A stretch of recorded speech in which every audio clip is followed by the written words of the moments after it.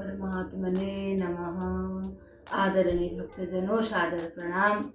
हम श्री नाभाजी द्वारा वर्णित भगवान के एक और भक्त के साथ आपके सम्मुख उपस्थित हुए हैं, जिनका नाम है श्री मैत्रेय ऋषि जी। ओम श्री गणेशाय नमः, श्री सरस्वते नमः, श्री सद्गुरुदेवाय नमः। श्री नाभाजी महाराज की जय, श्री मैत्रेय जी महाराज की जय।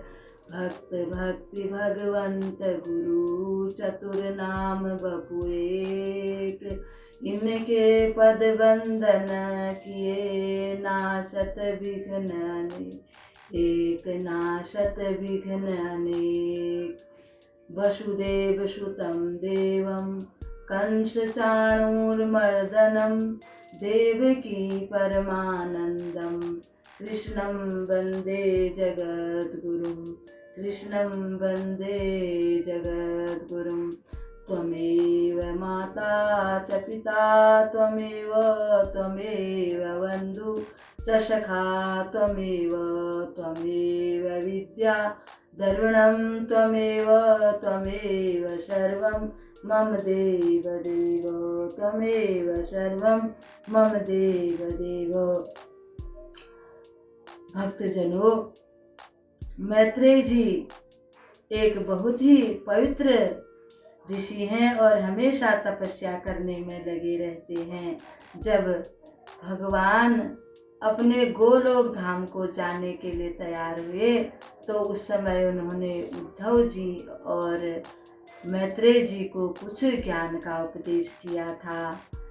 अब मैत्रेय जी कौन है ये हम जानते हैं। इनकी माता का नाम है श्री मित्रा जी और पिताजी का नाम श्री कुशारु जी था। इसी से आप मैत्रेय ऋषि तथापि कौशारव भी कहे जाते हैं कि जो नाम श्री नाभाजी स्वामी वर्णन किया है, आप श्री पराशर मुनि के शिष्य हैं।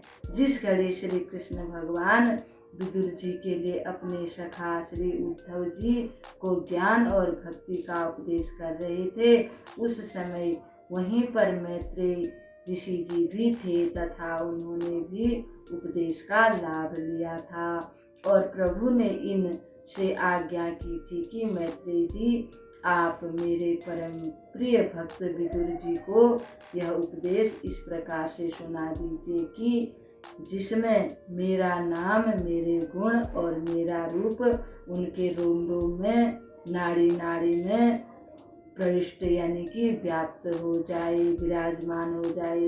जब श्री कृष्ण भगवान गोलोक को गए और श्री उद्धव जी प्रभु के विरह में बद्रिकाश्रम को चले जा रहे थे तो विदुर जी से श्री उद्धव जी मिले, परंतु श्री विरह में अत्यंत विकल हो रहे थे, इससे कुछ उपदेश नहीं कर पाए।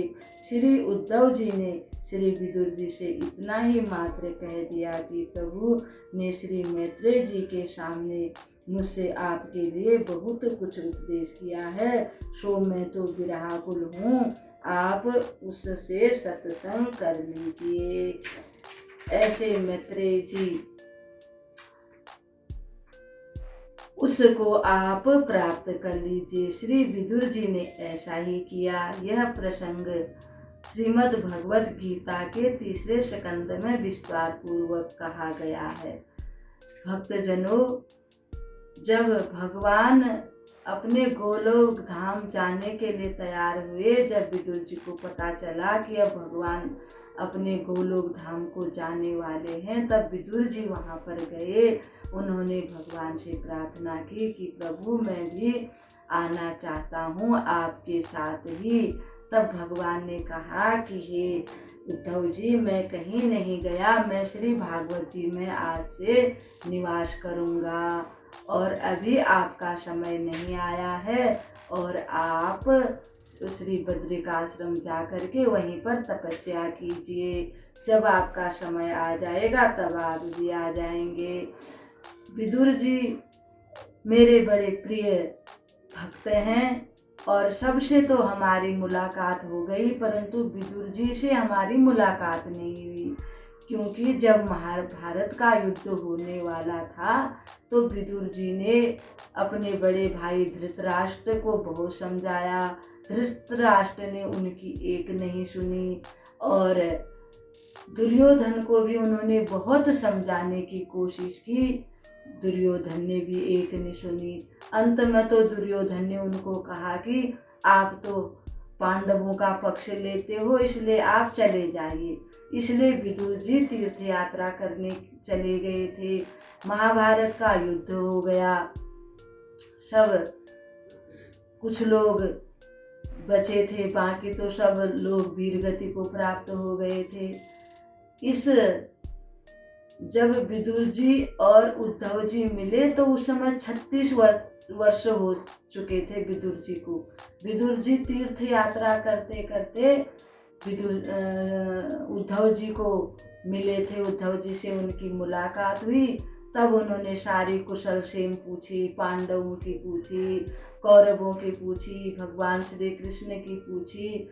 सबकी जब कुशल पूछी तो उद्धव जी तो इतने विरह से व्याकुल हो रहे थे कि श्री भगवान स्वधाम चले गए हैं, वे कुछ भी नहीं बता सके।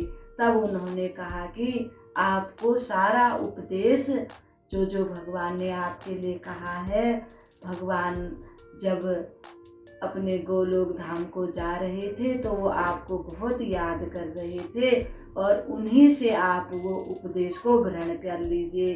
तब विदुर जी और उद्धव जी एक दूसरे से आपस में मिल करके, उद्धव जी तो बद्रिकाश्रम चले गए और विदुर जी गंगा जी के तट पर आ गए।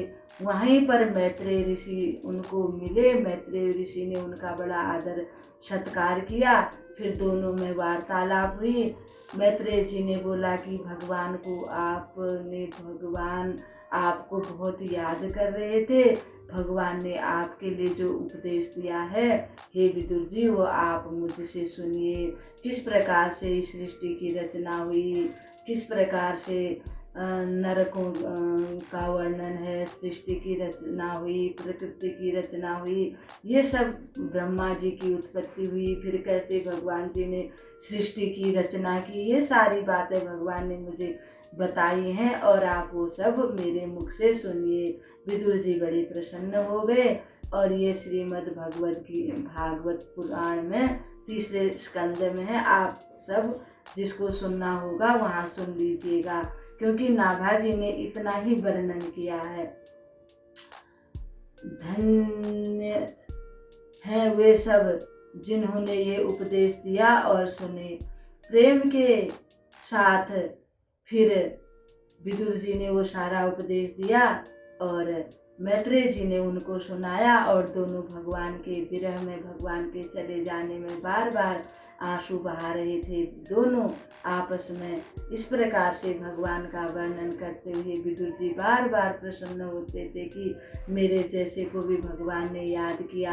धन्य है भगवान और धन्य है उनका प्रेम, और विदुर जी भी धन्य हैं जिनको भगवान ने याद किया। इस प्रकार से भक्तजनों, हम इस कथा को यहीं पर विराम देते हैं। एक और कथा के साथ कल आपके सामने उपस्थित होंगे। तब तक के लिए आप सबको मेरा प्रणाम। ओम सर्वे भवन्तु सुखिनः, सर्वे सन्तु निरामया, सर्वे भद्राणि पश्यन्तु, मा कश्चित् दुःखभाग् भवेत्। असतो मा सद्गमय, तमसो मा ज्योतिर्गमय, मृत्योर्मामृतं गमय। ओम शांति शांति शांति। ओम।